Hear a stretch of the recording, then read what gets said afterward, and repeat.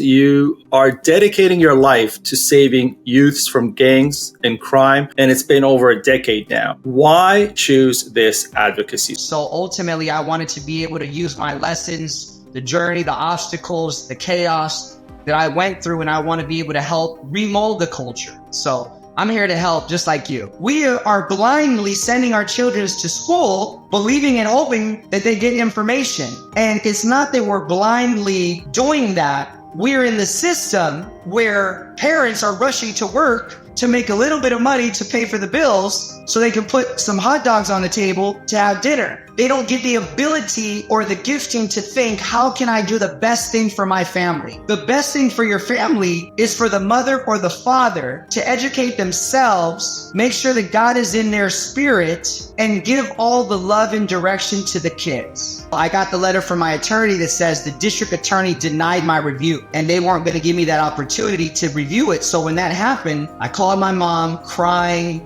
lost, confused. And my mom told me everything in life happens for a reason. It's a matter of learning from it, growing from it, and understanding that God has a plan for each and every single one of us. It's just a matter of time before we understand what that plan is for us.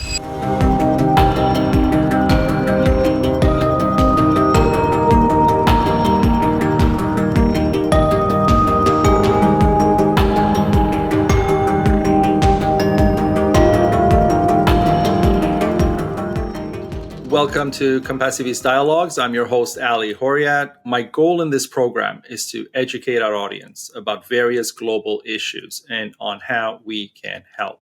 Today, we speak with Abraham Cruz. He's the author of Forever Faith, the Abe Cruz Story, Mindset of Champions. And he's an advocate for helping the youth stay out of gangs and to find true success. Abe, thank you for speaking with us here on Compassiviste Dialogues. You are dedicating your life to saving youths from gangs and crime, and it's been over a decade now. Why choose this advocacy specifically? Well, first off, thank you, Ali, for the introduction. I appreciate the opportunity to be on your platform because ultimately you're doing the same thing. You're bringing awareness. You're looking to help people. You're looking to help the youth. So it's a privilege and honor and a blessing for me to be on here. So thank you. To get into the story and the journey, I'm somebody that I learned the hard way in life. So ultimately, I wanted to be able to use my lessons, the journey, the obstacles, the chaos that I went through, and I want to be able to help remold the culture.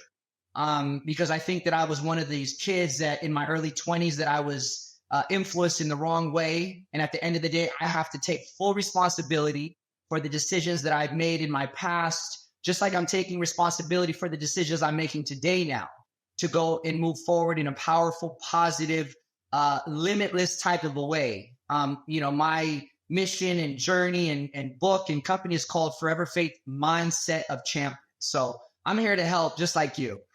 Perfect. And like you said, you wrote a book. I want to know what inspired you to actually write as opposed to, advocate, public speaking, or many different avenues. What was it that brought you to writing? Right. Great question. Well, if I'm going to speak about the book, I think I need to give a little backtrack to the journey and how I got to writing a book, right? A lot of people have a mental block and they don't understand that. Well, how do you write a book now?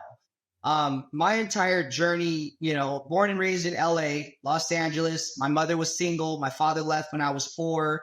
I grew up in poverty. I grew up in a 1-bedroom apartment with 4 people, my mom, my brother, my sister, myself, 1-bedroom apartment. So I grew up, a little with less. I still remember standing in the welfare line to get, our cereal and milk and peanut butter and stuff like that. So I grew up with, I guess, a chip on my shoulder, growing up, wanting more.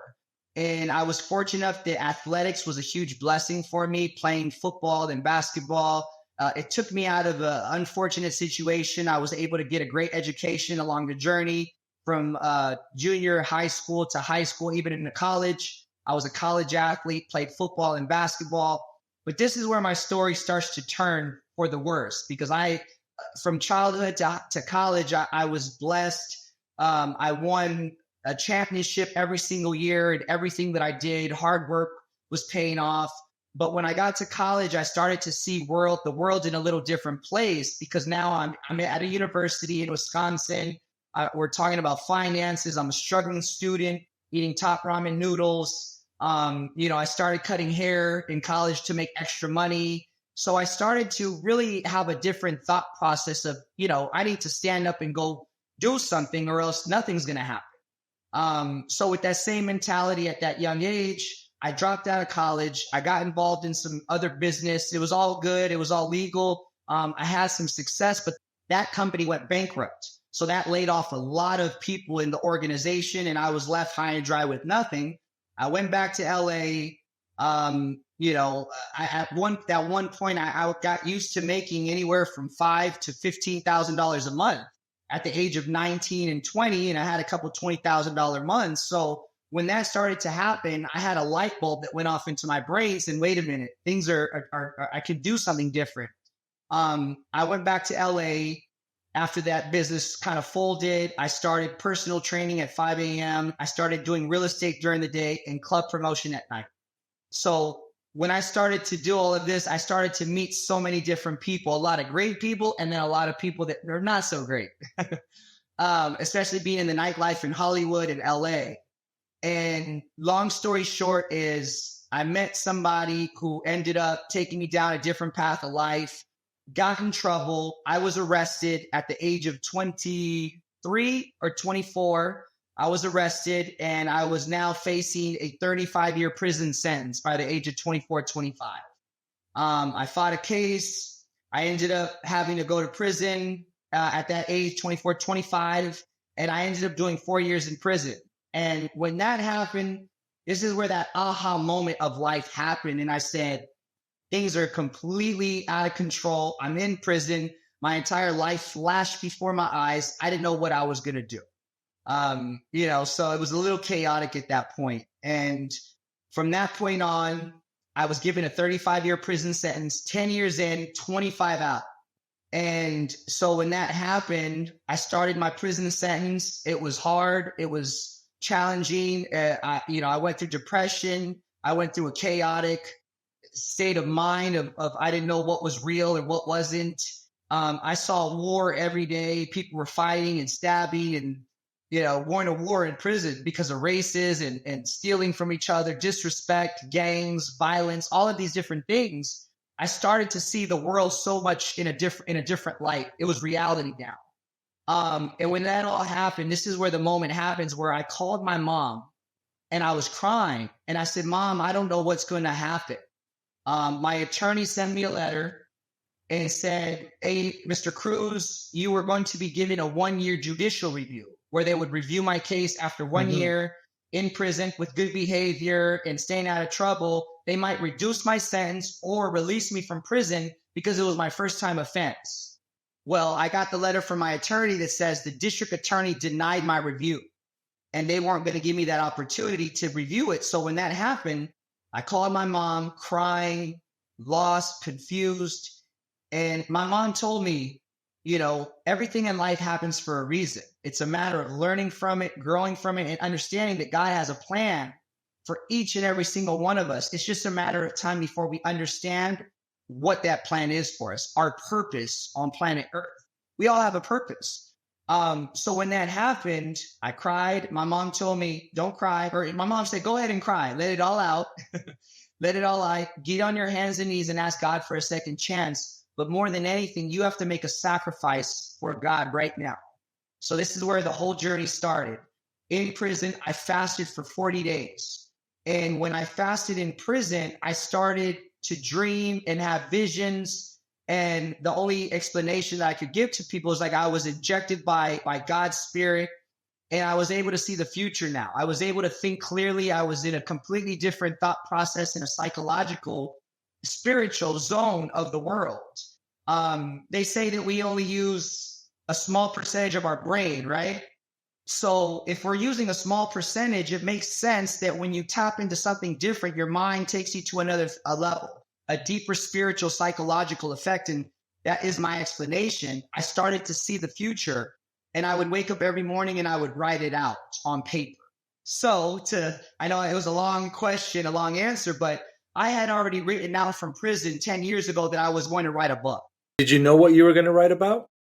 Yes, it was about the journey that I was living right there at that moment in prison and the impact that I had seen that I would be making on the world in the future. And so now, it was clear. It was very clear. It was very, very clear. And now, in the clarity that you had, who is the target for your book? Is this a book that you were thinking of the Abe Cruzes coming after Abe Cruz that are going to be able to read this book and say, no, no, no, no, don't take that path? Or is the book for the counselors or, I don't know, the other side of the field to say, hey, maybe we can use this book and this experience to now help the youth? How did you write it? How did you plan that part? Well, that's a great question. There are a great few questions tied into one, and ultimately the answer is an overall blanket. It's an overall blanket because Forever Faith, Mindset of Champions. From prison, I knew that that was a phrase and a message that would impact all ages. Maybe not obviously your super youth, your younger ones, but like I would say by the time we're 10 and 11, a lot of our youth is already introduced to chaos. Some of them are born into the chaos. Some of them are going to school and there's 10, 11-year-olds walking around with drugs in their pockets and knives in their pockets, and they're already being affiliated with gangs. That was when I was 10 and 11, I was a kid that actually had I carried a knife in my pocket because of the school that I went to. It was kind of normal. And that's the scariest thing as I get older, saying, man, that was my normal. And that's a difficult situation for people. So I wrote the book knowing that it would make an impact on the 10-year-olds all the way to the adults. The difficult part with somebody that's probably at the age of 25 to 30, they think that they know it all. 20-year-olds, they think that they know it all. They don't want any counsel. They don't want any help, which I understand. I was that 20-year-old who didn't want to listen to anyone. I had to learn the hard way. So I knew that writing the book statistically would help improve the percentage of the kids not messing up so early. It would give them a better direction. So I wrote it to go directly to the youth, to the consumer. But then I also wrote it with the intention that the prison systems, the juvenile detention centers, the rehabilitation programs would all purchase the book and use it as a curriculum or educational tool. And I think that's the most important part because, when I heard your story, I'll be honest, the starting of it is an everyday story. Guy goes the wrong way, ends up in jail. He makes a little bit of money, buys Gucci, and 2 weeks later he's in jail. So, it was the everyday story. But then the not everyday story is the recovery. And I always say it's kind of like detoxing, because I went through a similar story, but not, I don't even know these days what to call criminal and not, because, you could have been arrested 30 years ago for cannabis and gone to jail for life. And now you don't. So, were you a criminal? Were you not? So, I don't I look at things from a moral perspective. So to me, I was addicted to money. And I made it to the highest echelons of money. And I realized I have to quit. And so I gave it all away and walked out. And it was very difficult. The same process you were talking about, how you were saying, you cried and you didn't know what's going on and the chaos and everything. When I gave my money away and I walked out and I was like, hey, where am I sleeping tonight? That was the same thing. I sat there and I cried because, what am I going to do? And I built myself back up because once a champion, always a champion, right? They can't take that away from you. You just gotta go back to that space, right? You got to not let the clutter take over. You got to go back to that space where you were a champion and remember that you are a champion. So I went back to that space and, here we are, we're talking. And the fascinating part of your story for me was exactly that moment, the moment where you sat there and you said, I got to tie myself to something to bring back the champion. And more than not, myself, you, it's always spiritual. Because like you said, there's that part of our brain, of our mind that we don't tap into because we're so enslaved to the material world that requires only this much of your brain. And you just use that, right? And then when you want to expand, when you want to grow, you get into that zone where you actually tap into God, right? And when you tap into God, you become this elevated person and everything happens from there. So I love that your story takes the same kind of storytelling. Essentially, it's the same story from a different angle. We're the same people from different angles. And Right. I remember the people you're talking about because I used to work in the finance world, and I used to do a lot of trading. And the kind of trading I did in currency was no sleep because the markets were on 23 hours a day. And so Right. I used to be at the office for some of it, and for some of the rest of the late night stuff when I had big money out there, I would actually go to some of the underground poker games and things like that, and just sit there and play just to stay awake and have my phone there to know what's happening. That would be the way that I could stay focused. And Right. in those places, you saw all the wrong people, like the people you were mentioning. And some of them were super intelligent. Like I became friends with some of them because we saw each other so often at the same places. So, the friendship was only there, but I would speak with them. And some of these people had property. They had, a few McDonald's franchises around the city. And this was how they're moving their money and stuff. So I was like, dude, you're intelligent. Why continue? Like you have enough. You have more than 1% of the population, the richest 1%. You actually have more, believe it or not. Why are you Right. pushing yourself? Just walk away.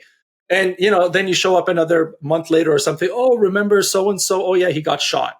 And you're like, wow, how sad is that? Because they never Right. tap into what you tapped into. And that's the power of your story, right? You tapped into a place where instead of joining a gang in jail, instead of coming out with a PhD in drugs and other arms or whatever it is, and coming out and making new contacts and going up in the system and becoming a bigger player, you actually said, no, no, no, no, no. I see it all. I see it all. This is where I have to be. This is what God wants for me. Forever faith is what God wants for me, not becoming whoever I may become, not becoming the American dream of gangsters. So you made that transition. Tell me, because I think this is where the audience should listen. What is it that allows us to tap into that state? I mean, in that chaos, in that moment in jail with the gangs, with everything that's happening, whether people have been in jail and know it, or whether they see it in movies, or whether they hear it from people, it's a rough place to be. So you're in there, you're protecting yourself. Obviously, there's altercations. Obviously, they're testing you. Obviously, they're trying to push you into the gangs. All these things are happening, and somehow you're walking away and you're trading meals with your cellmate who's a tattoo artist who's going to design your logo for you and all that backstory, right? I mean, how do you get into that mindset to say no to making a few calls and do something bad in the out world, or going out and doing worse? I want people to hear that. Yeah, it's a great question, and it could be answered in so many different ways, right? We could give so many. I think after the journey and where I'm at today, I might have answered this differently a year ago, a few months ago. Maybe when I was writing the book, it might have been different, right? We're always evolving, we're always growing, and every day I'm growing. This morning, I'm focused on growing, and I think I would have to answer right now: humility, humbling yourself, and living a true, real life. Most of us are not living like that because of what you said, because of distraction, because of brainwashing. We're not even in control of our life. We're living a different character based on hoping people will think a certain way about us. We want to put up this facade of something that we're really not, only to impress somebody that doesn't even care about us. Mm-hmm. So we're a slave to that culture and to that system that doesn't allow us to tap into the gifts that God has given us.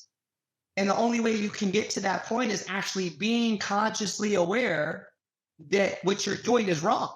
You have to be aware of it, and consciously being aware of it means humility, because nobody likes to speak about the truth, especially if it's not good about you. Right. If That's for it's the sure. truth, but it's not good for you, you're gonna say, "Oh, you're in denial. You're attacking me." You're like, Mm, that's how people think, and you got to get to a point where you're okay with knowing that you did things wrong, you messed up, you don't have all the answers, you're not Mr. Perfect. You're growing every right. day, and you're hoping that those experiences will just make you a little bit better for the next challenge in front of you. So humility, I think, is the number one Yes. key. And humility will get you connected to God. So that's what I would go on and right and there, and man. that's a detox of the narcissism in the capitalist system, because that is what's driving you, the elitism, the hierarchy, saying that I am at this level and you can't tell me any different, and look at me, I'm wearing this and I'm driving this and I'm spending this much, and you can't tell me any different. And when you get into that space of I'm Mr. Invincible or I'm Miss Invincible, you lose God, because you cannot respect the existence and the globe around you, whether it's the environment or animals or other humans. You can't respect anything at that point. And you're absolutely right. I mean, again, that's part of the reason I went through my detox, because I realized I had people trying to talk to me and I wasn't listening. I was doing my own thing. Even when I Right. realized that I was on a wrong path, and this whole concept of just wealth on top of wealth, and amassing more wealth isn't really doing anything for my happiness or my sanity, I wouldn't listen to the people who were telling me what's wrong, because I thought this is the measure of success. And if I have that, and if I'm hitting those numbers, then I'm essentially God. So you can't find God when you're feeling like God. You need to Right. humble yourself, right? And Right. that's what it is. Our as we've evolved, I go back to sitting in prison after I fast, and I'm fasting for 40 days, and each day I went from a state where I was weak and soft to a state in the middle of my fast where I was strong, sharp, and aware, and I could see things. And I say this, and I've said it a few times, and I'll say it again. I feel no, I know I got to the point where I could touch a book and that information was injected into me. Mm. People won't understand that. And I'm not saying I'm a prophet. I'm not claiming any of those things. What I'm claiming is that when you detoxify yourself and you get rid of the world's manipulation and control of your mind, it's another level of operating in this system. Most people don't control their life controls them. So it's a Their completely obligations different. control them. Their obligations control them. They enslave them. And so you really don't have a need for your mind. You could just leave your mind, in a On vault. autopilot. Yeah, you can leave your mind in a vault so it's nice and fresh for the next person who wants to use a mind, because you're not using it. But at the end of the day, unless you are strong enough to say, no, no, no, this mind was given to me for a reason, and God exists for a reason, and I need to find my connection there, you will never get anywhere. And really, Right. when you look at a lot of people who were able to transition, like yourself, the transition has happened through a medium that allows them to grow into that space, into that spiritual space. Like you said, like I say, to detox from all of the extra that we've brought onto ourselves now. And I love that you are saying that, because I say that and you say that, and a lot of other people in our positions say that. And so I think it becomes the power for the younger generation to start looking around them. Just as you're watching this or listening to this, just look around you and look at what you have surrounded yourself with and what you've amassed, and see where you are and wake up. Absolutely. You can follow the purpose of your existence. You don't have to just follow the enslavement purpose of the If system. we're able to teach that, from an earlier state, right? And get my son is 12 now. My son is 12, and he's seen my journey. He doesn't, when he saw my mugshots for the first time at 9 and 10, he's like, whoa, what happened, Dad? He doesn't know that part of my past. But now he sees what we're doing in the business, and I get him engaged into the business. I have him folding clothes. I have him picking up boxes. I have him understanding that his efforts and his abilities will determine where he's headed in the future. Like, he has to put in the time and the effort for something. So most people, they don't think at 10 and 11 about their future. They're waiting till they're 16, 17, and 18 after they went to grammar school, high school, ate a bunch of ding dongs, watched some movies, went out on some dates, and all of a sudden they're like, oh no, where do I go to college now? Very true. They're not thinking this. So if we kind of restructure, and I'm working on a lot of stuff, in the prison systems, in the detention center systems. As you asked the question, it was in Los Angeles, the LA County. I think it was 22 of the juvenile detention centers purchased my book for for the students, for like 1,000 of their kids. And that's the purpose. We want to help them. And I'm hoping that those kids that went through a little bit more dramatic situation allows them to be more open to reading the book and gathering information. Because what I always tell people when I go and I speak, I open up a conversation because they judge me when I get there. If they haven't seen my book trailer, or they don't know my book, or they haven't seen my journey, they look at like, who is this guy? And I ask them, once they see my trailer and they understand, then they understand my questions. What's the difference between a rich person and a poor person? People will talk about money and this and that, and they'll give us their opinions. And I'm like, well, I really break it down to our mindset, our spirit, our belief system.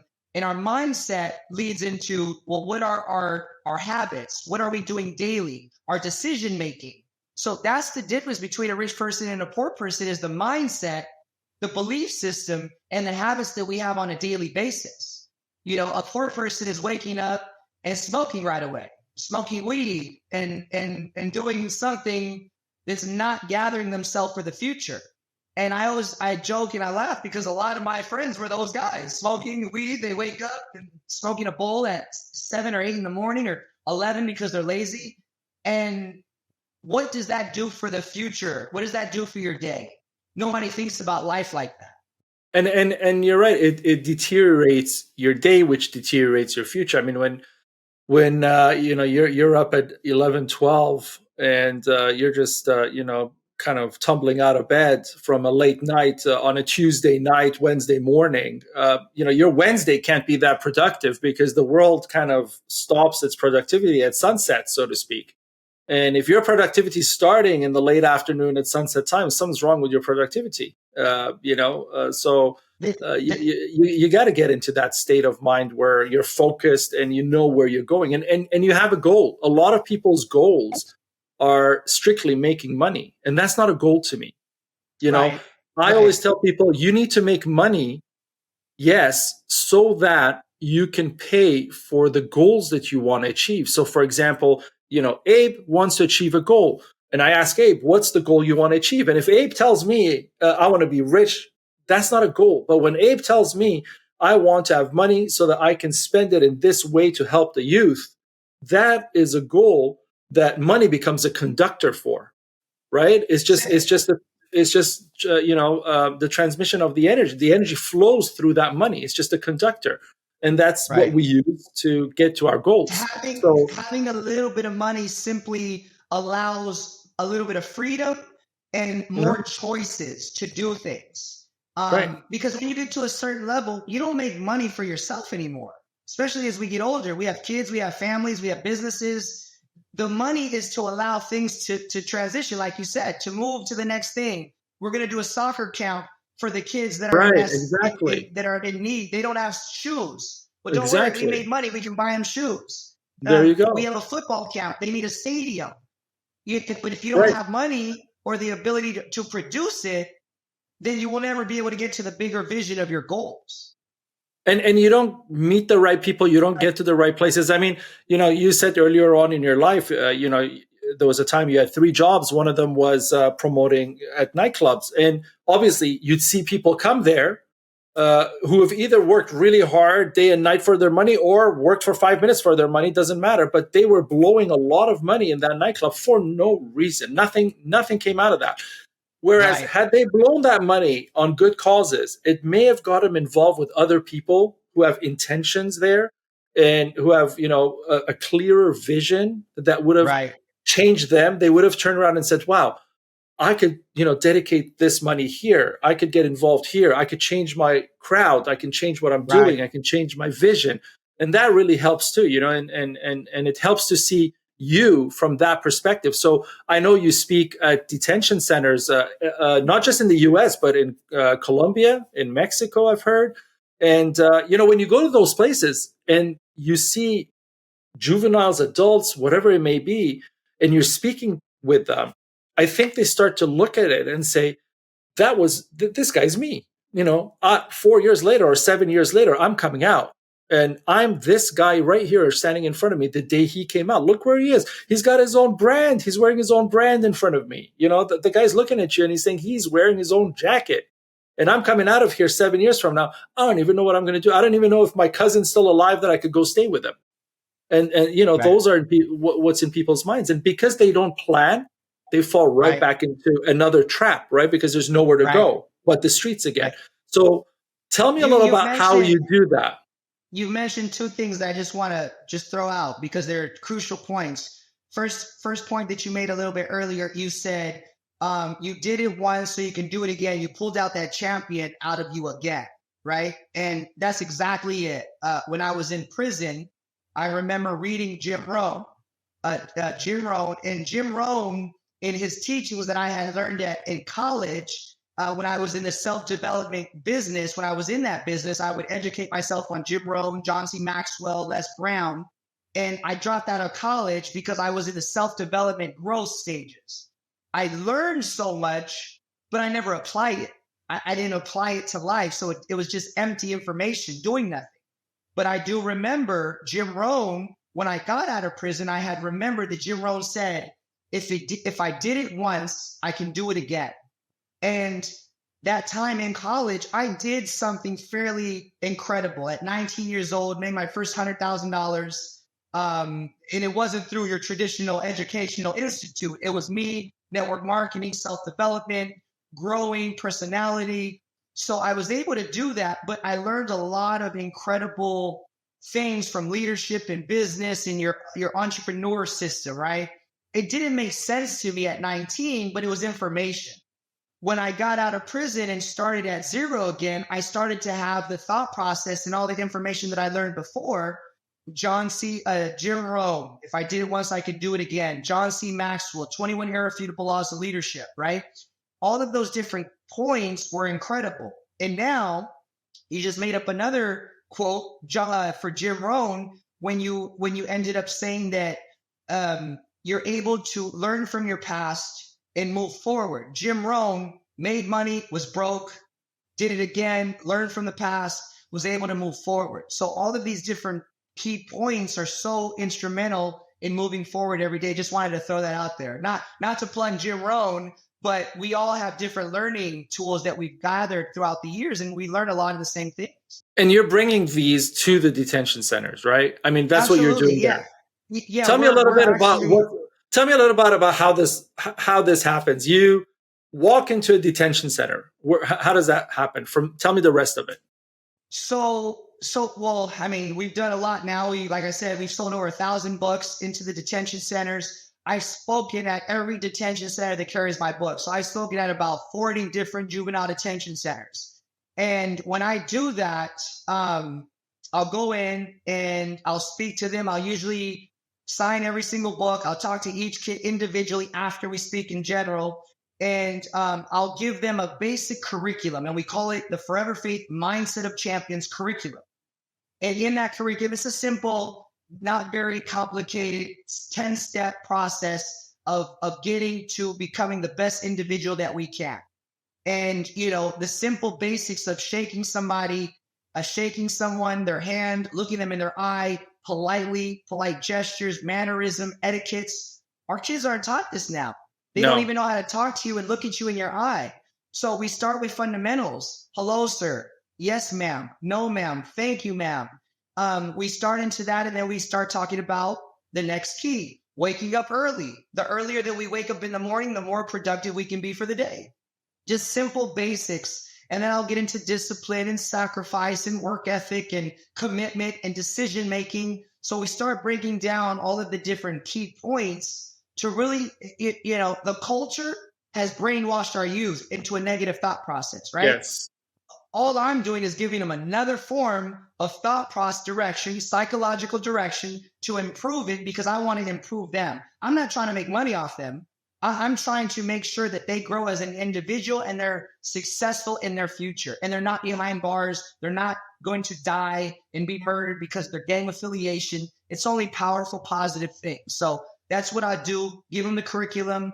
I give a little chant, a little motivational speech. I'm passionate about being there with them. And that's the beautiful part, because you're really there to help. You're really there Yeah, to not see another child go through that phase where you called your mom and you're crying, and your mom right. was probably sitting at home somewhere crying as well after she hung up with you, because she may have not wanted to show you that side of breaking down in front of you. But I'm sure when she hung up, her world broke down.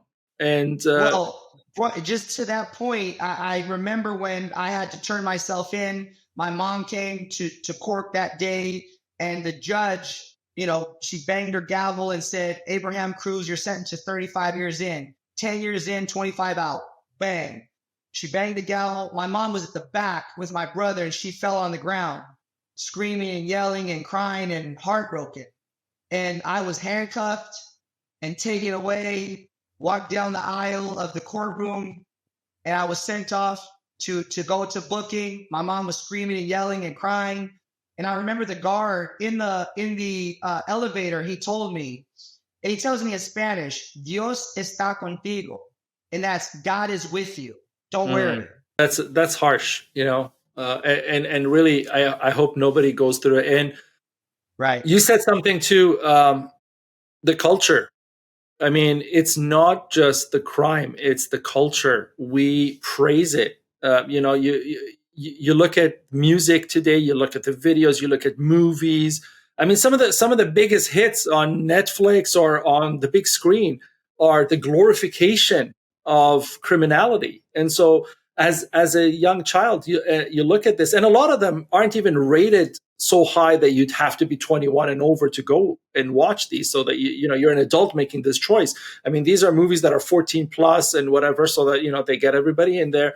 And then this 14, 16-year-old goes and watches this and comes out and says, "I want to be Al Capone," and that's exactly what I said at 19 and then years old. yeah, and then you book them, and then you catch them and you book them. But hey, you were the one who was telling them this is an Oscar nominated movie. You're the one who 50 years or 40 years later is still showing Scarface as a glorious moment in Miami's history. Why, right? And then you wonder why. It's a deep question. That's a deep question. I know. It's a sad question that we have to ask. But now, you do all of this for the kids. You do all of this to help. And I know from what I do, sometimes when you get a message, when you get some feedback, when you hear a story, not even a feedback, sometimes the kids don't remember you, or they don't know you per se. They've learned about you, or they know about your program from somebody else. You find out somebody did well. Somebody came out and went the right way, or somebody decided to change their lives because of what you said. And I think for every person that you're able to save and help, it means the world. It means, you've lived a complete Absolutely. life at that point. Give me the best story. Give me the story that really moved you, that said, you know what, I'm going full force with this, and I'm never giving up because look at what I'm doing. Well, I remember, I mean, there's so many, but one specifically, and I think I put this in my book. I wrote it in my book. I was finishing my book. I was writing out the last part of the last paragraph. And there's two things I put in there. I put, in the Bible, it says, if you have faith the size of a mustard seed, you can move mountains. So I ended up using that book, and I said, well, imagine if we had faith the size of mountains, what we could do. And I put it as a question. And right after that sentence, I received a message on Facebook and at this point, I had already been out of prison for 8 years, 9 years. My book was not public, but they had seen me on TV. They had seen the clothing. They had seen my interviews. They had seen me speaking. They had seen the message. They saw that I had kept my word. I told them when I was in prison what I was going to do in the future. And I received a message right then when I was finishing my last page of my book. And of course, it was meant to be. It was sent, obviously, as a reminder why I was doing it. Because he said that person was actually in prison with me. And that person got out years later and seen my journey. They'd been following me, never wrote me a message, but they had seen my journey. They remember hearing how everyone thought I was crazy in prison. because of what I was doing, what I was saying. I created workout groups where we were working out with plunger sticks and for the toilet and water bags. And we had a group of like 8, 10 guys. And I would tell them, when I get out, I'm going to do this, this, and this. They all thought I was crazy. And he would hear that person. So when I was finishing my book, he wrote me on Facebook and said, Abe, I don't know if you remember me, but we were in Oklahoma City County jail together. I saw you for about 6, 7 months. I saw you work out every day. I saw you work on your vision of forever faith, the message for the world. And I just want to say, man, you changed my life. You changed my heart. And I know all the other guys in prison have seen you as well. You're an inspiration to all of us. Keep going. And I'm going to be doing the same thing. And I look to be in touch with you. So that's one example that I affected the people that were in prison. They were there with me, that saw the journey, that had lost faith. A lot of people in prison start popping pills to cope with the downtime and the chaos, and they would rather be just knocked out and sleep 23 hours a day. They didn't want to deal with reality. So people started to change their belief system and their thought process by seeing me out. And, I get shook every time I see a mother that writes me. I just got a message yesterday of a woman who met me because they see me at soccer practice with my son. They don't know who I am. They don't know anything that I do, but then they look up the brand, they look up the logo, the message, and they say, oh my God, I didn't know you had this company or this book or whatever. And then they'll buy my book off of Amazon, which I don't promote. So don't ever buy my book off Amazon. Buy it at foreverfaith.com. But they read my book and they said, hey, you are doing an incredible job with our youth. Our youth need help. They need direction. Keep it up. Keep going. And those are the kind of experiences that I receive every week. And it keeps me focused. This isn't easy. It's not easy for any person. It's a challenge. I'm a human being going through the journey and the obstacle of life. And I would say that there are some days that are challenging, but I actually never say I'm having a bad day. That's not possible because I was in prison for 4 years and I slept on a floor where they would put the food on the floor, kick the tray into the cell. The food would fall off onto the floor and we'd have to scrape it up and decide whether we want to eat it or not. So I remember. And I'll tell you something even more than that. Even that is a blessing because you could have been dead. And that is when you say, I'm not happy about this, because that is a point where you're like, okay, now I can't do anything about it. But I always tell people, so long as you can breathe, the entire world is an opportunity for you. Amen. The entire That's world. The truth. And guess what? I ate the food that fell off my tray. Right. Because I was now at that point understanding the grace of life and how grateful I was to be living. And even though I was in a cell, I had food now and I was okay with that. Yep. And I hear you. And you know what? We become grateful when we get to those levels of, understanding the relative contentment of life in that sense. Because there was a time when I was on top of the world, I didn't even need reservations to go to Michelin star restaurants. And, I just show up and they make me a table. I was not happy. I would show up and I was not happy. People were happy just for that experience of being in that place. I was not happy. I went at one of the lowest financial points in my life. I went with a homeless person to a shelter and they gave us food. And I didn't even think twice because the conversation was cool. We were talking about things. The person was telling me about how they ended up on the streets, and it was a sad story. It wasn't what people think. It wasn't, oh, I did too much drugs and now I'm on the side of the road. No, it was actual events that broke the person. And we were just eating this food and enjoying the conversation, and it was good. It was tasty to me. I was happy. I was happy to be in the place that I was. Looking around me, and I was like, I have the best story in this area here. I'm blessed.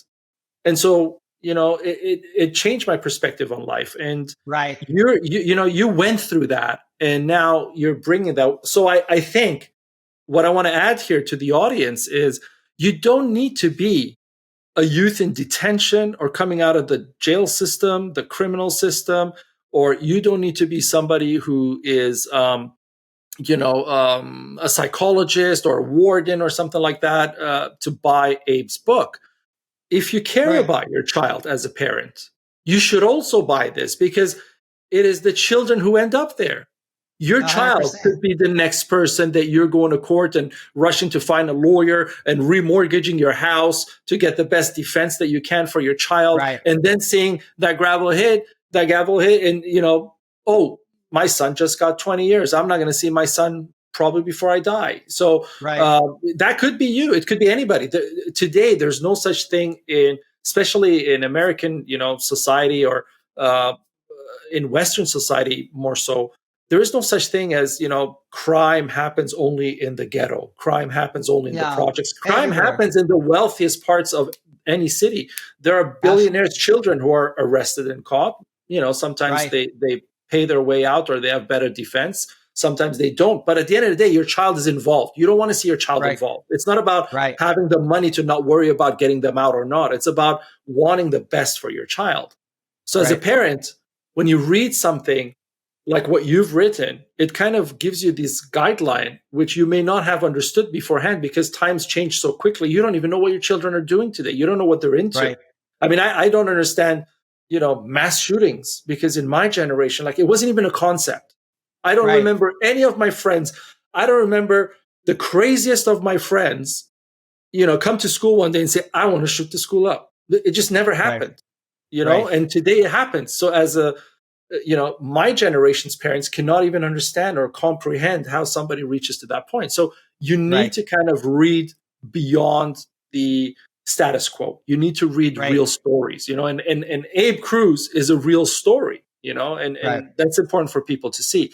Now, speaking of that, and speaking of parents, for parents and for caregivers and for family members and for people who work with kids, what do you think is the main challenge for today's youth? Why are they falling? Why is this happening? Why is there such a low level of spirituality within a child and a low level of godliness within a child, that if you tell a child to do something that's immoral, the child looks at it as an opportunity rather than a conflict? So, and in this, I don't only mean drugs. I also mean, prostitution, for example.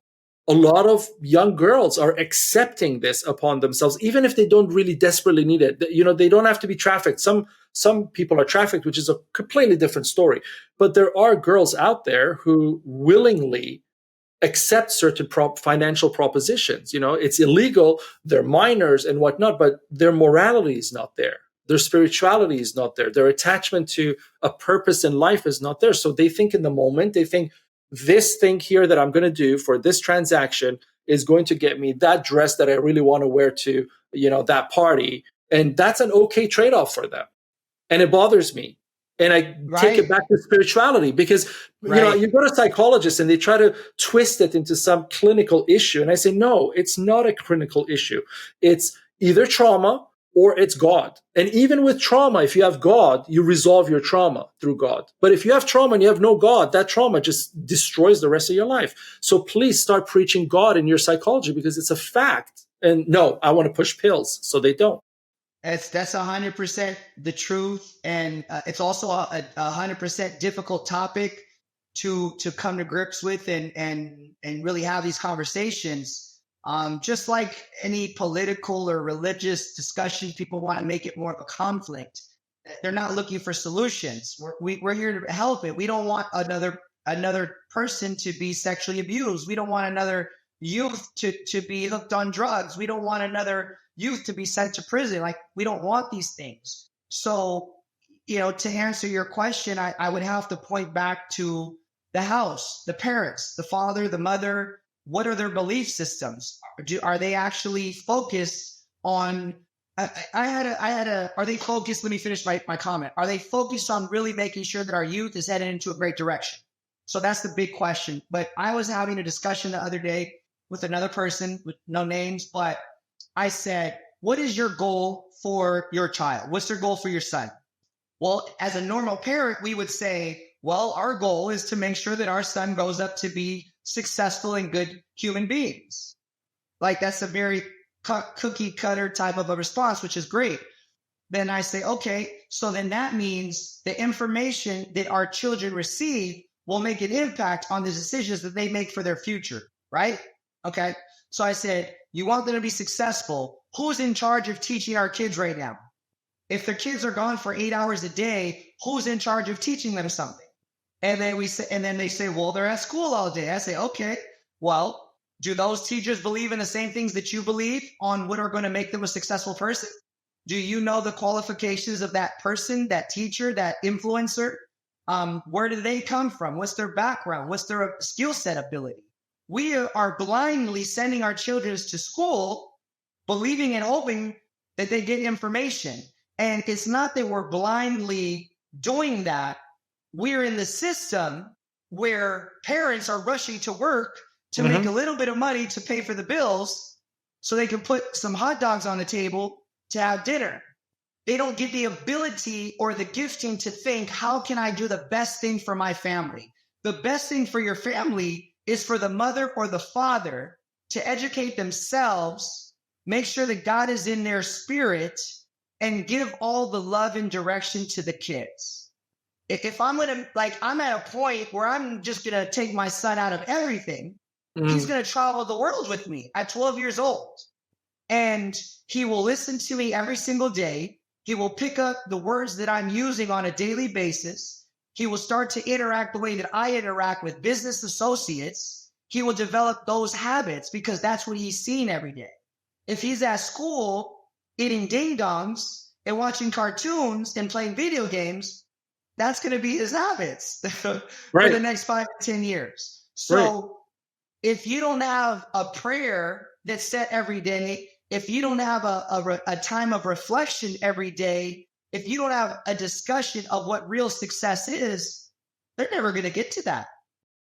And we worry, we do all of this, like you said, because we're in a system and we don't think. And I once said, a friend of mine was, arguing with their child, and this is a 15-year-old child. Oh, you're on social media so much, and these stupid influencers that you follow, they're going to corrupt your mind. All of this. I didn't get involved. The child left. I turned to the father. I said, "You're worried about your child spending an extra half an hour on Instagram that you monitor, that you know exactly what accounts they follow and everything, because you're right on top of everything, but." Let me ask you something. Do you know the names of your child's teachers that they spend a whole day with, 5 days a week, more time than they see them more than they see you? Do you know any other names? Do you know their backgrounds? Do you know what they're teaching? That is influence. This is an influence because by 16, your child can kind of filter through some of the garbage on social media because, you get trained to at least.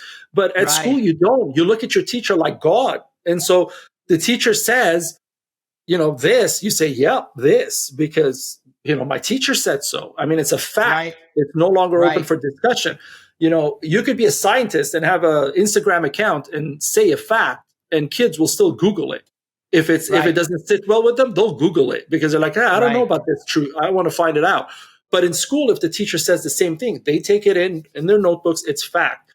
And I said that to him, and he's like, but they're teachers. Exactly like you said, they automatically fall into that system. Well, this is how it's always been. This is how it is. And I said, no, it's not. When you look at history, when you read books, when you watch even the movies of, 50, 70 years ago, you'll see that there's a level of interaction in the community. People knew the teachers. The teachers shopped at the bakery that belonged to some of the students' parents. And then they went and, they went to the tailor shop that, the tailor was the parent of another child. And they interacted in the same community. They voted in the same places. You knew what the teacher was doing, even on their spare time. Here, you don't even know what's in the teacher's mindset or brain or what they're doing. They could be a criminal and kind of covering it up as, their 9-to-5 teacher. You don't even know that. So in a sense, you're absolutely right. It's a mess, and that mess is systemic. My thought process shifted when I was in college, playing college football, and I was involved with that business. And I remember one week I made $7,000 in 1 week at 19. And I showed my check to my teacher because I was studying business and psychology. Mm. I made more in 1 week than my teacher did in a whole month. Mm. And he was blown away by it. He didn't understand. I started to ask him questions because my mentors were making $100,000 a month. Mm-hmm. And they were teaching me how to get to $100,000 a month. And this teacher had no idea about anything I was talking about. And I said, my last 2 or 3 months, I just made $60,000. You don't do that in a year. My mentors made a thought. They gave me a point and said, if you want to be successful, you hang out with successful people. Mm-hmm. If you want to be a pro athlete, go hang out with pro athletes. If you want to be a chef, go hang out with a chef. So if you start to understand how to do things properly, you can't fall into one system and just think that you're going to spit you out and you get to go wherever you want to be successful. You have to be specific with your intentions about getting to a state of success. Success isn't money, but Mm-hmm. when you break down to understanding goals and how you make things happen, as a pro athlete, your goal is not to be a multimillionaire. Your goal is to make it to the NFL. And you have to get up and you train every day and your work ethic, and then that will lead you to the multi-million-dollar contract. Mm-hmm. So when you start to understand the habits and the daily thought process of what's required, you start to understand everything is way easier than the world has made us see it. It's not that difficult. Yeah. I was using all of what I learned in a negative, illegal way. Now we just shifted it with a purpose and God's Mm-hmm. mission in the forefront, and now it all makes sense and it's working. And It's you're so completely right. different. It's like what I said earlier. Some of the guys that I used to play poker with late nights were incredibly intelligent. And if they could just move out of the zone they're in, Right. That's what I used to tell them. I said, I don't care if you believe in Jesus or Muhammad or whoever, it does not matter. Yeah. Have a spiritual bond, have morality, move out of the state you're with, and you could be so much more successful. I remember I was, Right. There was this one guy, and he had, he had a lot of massage parlors in the whole country, not just the city. And while we were playing, I was like, how do you manage that? Because, you need to be on top of these kind of things because it's cash money and you don't know what's coming in, what's going on. How do you, and then he tells me a system, right? Even the banking, how the funds were deposited. And my mind was blown. I was like, if I could patent this and sell it, if it wasn't illegal and I could sell it, I'd be, this is the next Facebook, right? That's how intelligent some of these guys are. And I say, why'd you put yourself in these lowest of possibilities with your intelligence? You are so much more. But then I realized they never got out of that zone. They never got out of the zone. They never were able to transition like Abe Cruz, and without your transition, you would have never. Again, that comes with, and not everyone can just get out of it. And I understand that. I had to hit a rock bottom type of experience to transition and cry out of it. A lot of people will run through life right here under the radar at the same thing. It's just about money. Doesn't matter anymore. They make their millions or hundreds of millions of dollars. They go home, they have their dinner, they have their wife, and they continue on the same path. That's not the purpose that God has put us on here. Our purpose with God is a seek and you shall find type of a journey. And the journey's not been easy. It's not always been fun, but I understand the purpose behind it. And it's so much deeper than what's on the surface. So when we accept that and we understand that, life looks completely different than just making money. It's not just the money. We need the money. We want the money, but we want it more so for freedom. Because to me, I would feel better taking $1 million and investing it or buying a stadium that could help thousands of athletes go and fulfill their dreams, go train at, go work at, go develop a system, right? That would feel better to me to go do that than go spend $1 million on a Bugatti. Or for 5 minutes at gambling. Literally. Exactly. Or a booth at the Super Bowl. Those are things that are real today. I mean, that's the problem. Right. These are real things today. People are really doing that. They're spending the amount of money that could change, thousands of lives on 5 minutes of gratification. So there's got to be something wrong. You have to have, the gratification is in gratification. And they like the feeling of feeling important. They like the feeling of a woman being impressed by them. They like the feeling of a lot of people wanting to be around them because they're spending money on them. That they like that feeling. Yeah, and it goes. I've seen it go always with women, with men, and I think the problem is the instant gratification starts. I remember when I came out of school, I did a lot of schooling, and I came out, I couldn't get a job because I did a lot of schooling. And again, kind of the same thing. You come out, you have a criminal record, nobody hires you. Right. And you were 5 minutes away from being thrown back into jail because you couldn't find a job, and you did, and you saved yourself at the last moment, and then you get a second job right away. So it's kind of like God's shining through and through, but God's like, I read the book. Yes, I'm not going to talk to you without knowing you. So, but the thing is, like, to me, when I'm reading that, to me, it's like this guy, God's testing this guy, and, God's putting this guy through, his back right against the wall to see if he breaks. He didn't give it to him easy. God didn't say, okay, Abe, you did your time. Come out. Here's $1 million. Go play the lottery. Win it. Here's $1 million. Enjoy your family. No. God said, no, you did your time, but you haven't done your time with me yet as God. Right. I want you to prove yourself to me now. And that's a different thing than proving doing your time in a county jail or something. So 100%. Now, your back's against the wall, and God says, okay, you still have faith. You're still on your knees in prayer. I'm going to give you that job because now you've proven yourself. Now I'm going to open up more. Now I'm going to open up more. And it keeps opening up for you, Right. And you're not faltering. So more is opening, and you went through, the disastrous lawsuit. Now you're back on your feet again. All these things happened as tests, whether you believe in Jesus or not, as a historical figure, there were a lot of moments of test in his life. 100%. Right. And you got to overcome. You got to overcome. Right. You got to overcome those mountains. You can't just sit there and say, God, crumble the mountain so I can walk a straight path. The sea splitting for Moses is not, the everyday story. You can't bank on that miracle. You can't be like, I'm going to stand at the shore and God's going to open the sea and I'm going to walk across. No, you got to learn to swim. Because that miracle is not what you're going to ask for. You got to learn to swim. All of them, Moses or Abraham or all of them, they went through their time of development. Yes. They went through their time of tests where they were able to grow to get to the point of truly connecting, like we're talking about, truly being in that direction to where we could split the Red Sea, or we're understanding the sacrifice that we're being asked to make.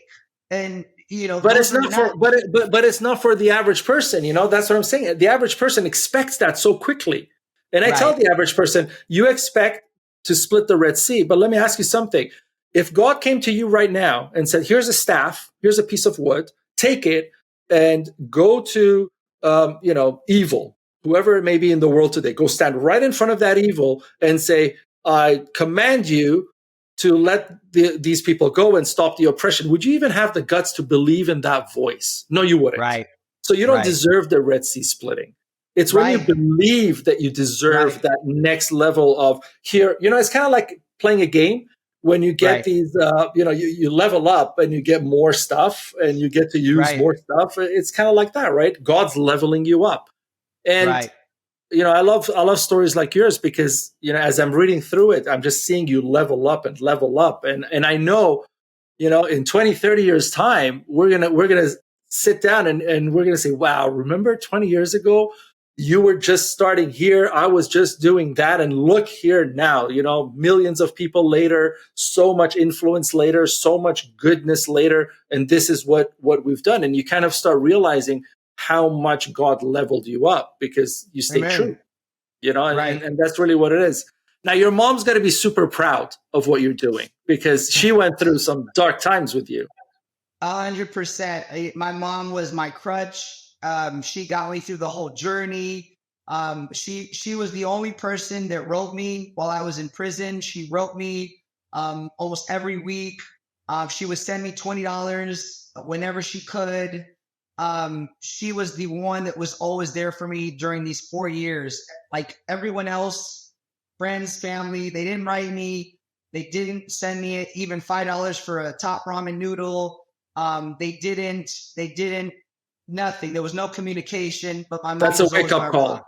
That's another Yeah, wake up call, yeah, yeah. you know? And that's part of life. And people, it's funny because now where we're at, people are calling me or emailing me and wanting to be in touch. And it's not that I don't want to even respond to them. I'm just busy. And I don't, it's like, I don't have time. I have this kid in Colombia that's struggling and I don't have time for small talk or to chit chat, even though I don't want that.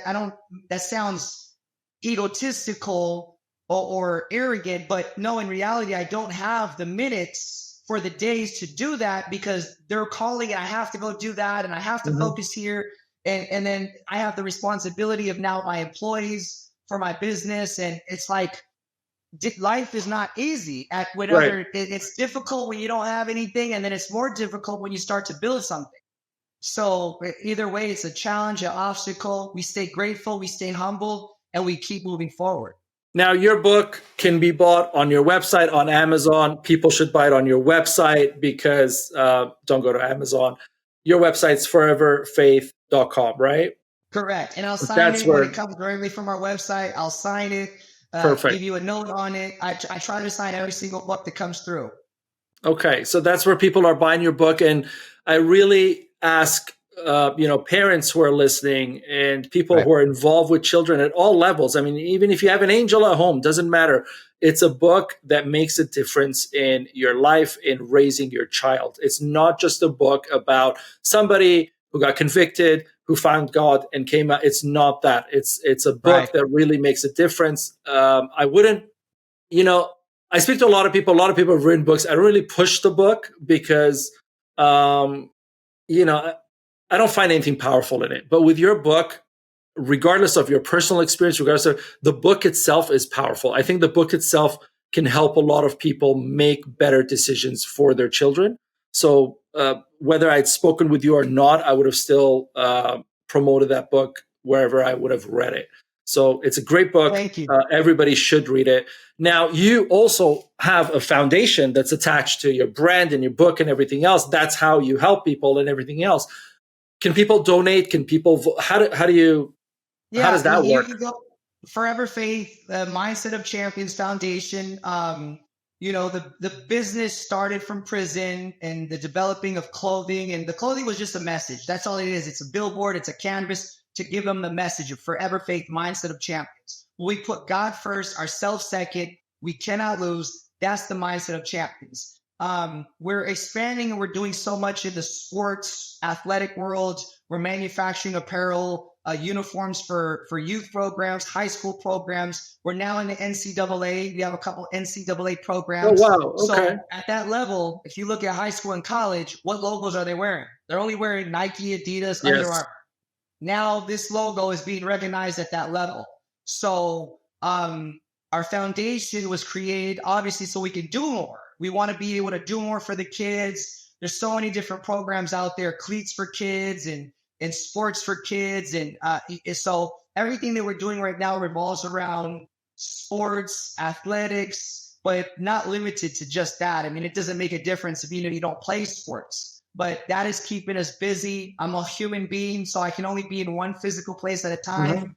But the foundation is still creating blessings for people all over the world.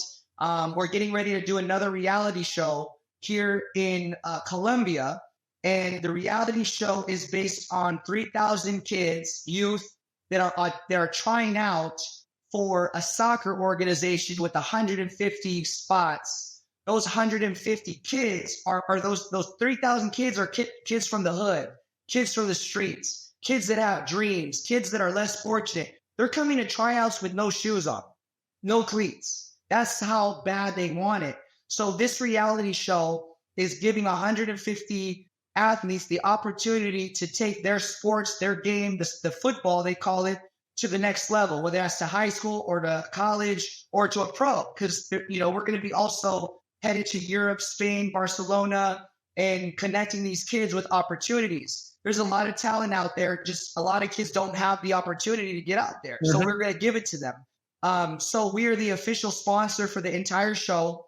Everybody will be wearing Forever Faith apparel and uniforms and socks and bags, soccer balls. And our foundation is going to help out in other areas. We're still trying to make cleats for them. We're still trying to do all these other areas. So anybody that wants to help kids, anybody that wants to help our mission, we need partners. That's for sure. We're battling against a huge globe, a huge monster in the athletic world. So we need all the support that we can get. Go to our website, foreverfaith.com. There's foundation button. There's emails. You can just correspond with us if you want more information, and we can connect and you know, create blessings for all the kids out there. And for a lot of people who are listening, some of the best players of football, soccer came from poverty, came through programs. Cristiano Ronaldo, Neymar Jr. These are just two names currently super famous who did not come from a rich parent into sport. So it really helps. And in a lot of programs, I mean, from the NBA to NHL, the NFL, it's really changing neighborhoods because a lot of these pro athletes go back and help in the ways that they know their communities need that help. So what you're doing is not just helping a few kids get into a program that makes their life better, but it really becomes an exponential effect because that child then, you know, turns around and helps a lot more people with a lot more money and it keeps growing. So you're doing something really amazing. And everybody should donate and support kids because that's the future. I mean, if you're really looking where to put your money, you want to put it in the future. That's what you do with stocks and investments. You don't put your investments in history. You don't say you don't invest in Bitcoin when it's at 70 grand. You invest in it when it's at 3 grand. You know, because the future looks like 70 grand, but you don't invest it in 70 grand because it went from 3 to 70.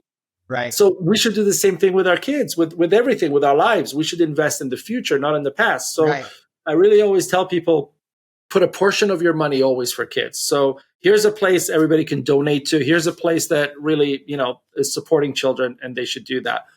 One last question. So at Compassiviste, and this is how I'm going to support your cause. So listen carefully. At Compassiviste, we have an anthology every season. And what we do with the anthology is we get a lot of authors, we get a lot of people, thought leaders, celebrities, to write a little piece for the anthology for its cause. So essentially this time, you know, we're talking about mental health. And, you know, your story specifically isn't, you know, a mental health issue, but it's the state of your mental health that you're discussing. So what I want you to do is write something for the anthology that can help people who are struggling with not knowing where they are in life to find direction, because that's a mental health issue for me.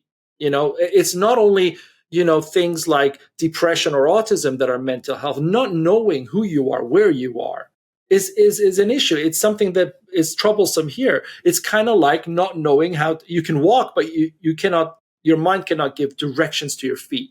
And so you're stumbling everywhere, right? You're never going to get to your destination because you're just stumbling. Your feet don't listen to your brain. So you need somehow to neurologically, you know, fix that.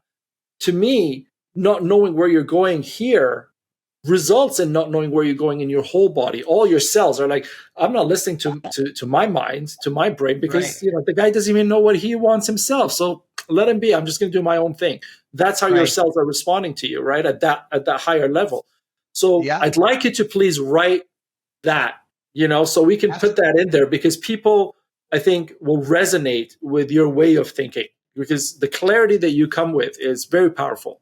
And what we're going to do is we're going to participate with you and we're going to support, you know, this movement that you have for the kids, for the football and to help them, rise there and donate a certain amount of the proceeds to your charity and the Thank situation you. that you're building with that.